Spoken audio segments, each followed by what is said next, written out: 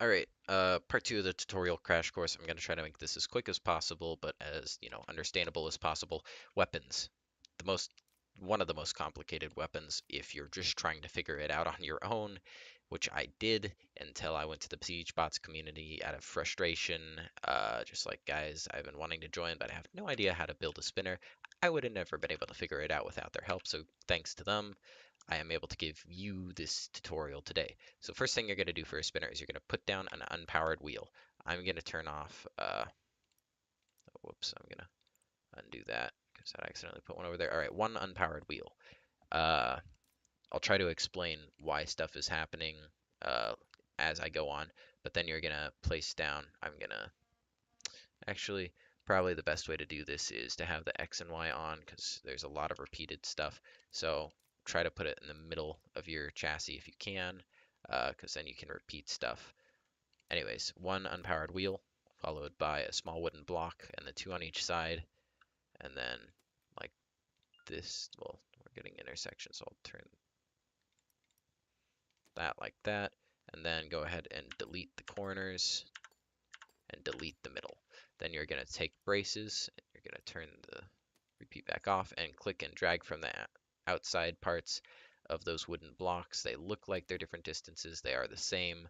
And then click and drag them to the middle of that unpowered wheel so they are hooked onto there. Then delete the wooden blocks, and it'll look something like this. You'll have 8 braces sticking out of a uh, unpowered wheel.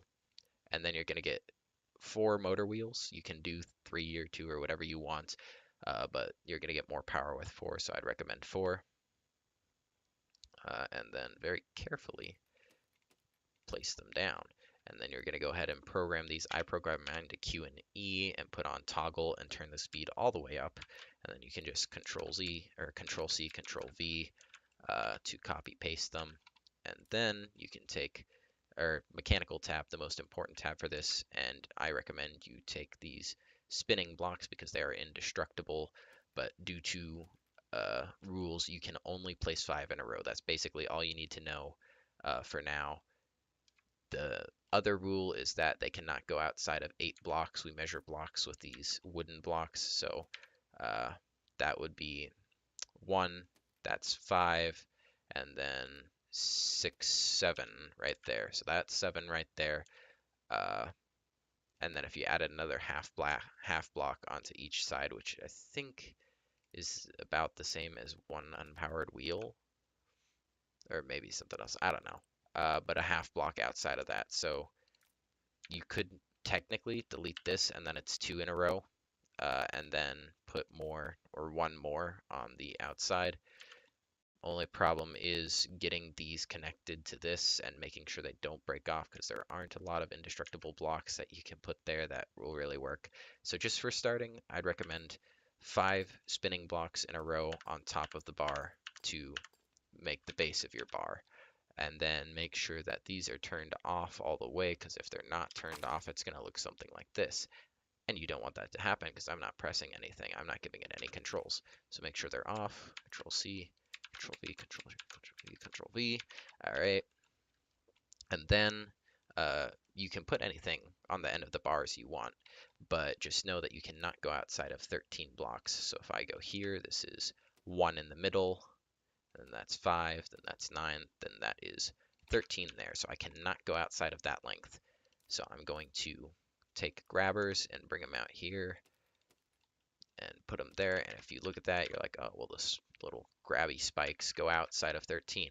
Well, why most people choose grabbers, or a lot of people choose grabbers, is because the grabby part is actually an unbreakable bond, or it's supposed to be. The only problem is sometimes that bond does break, and when it does, it explodes and completely destroys your robot.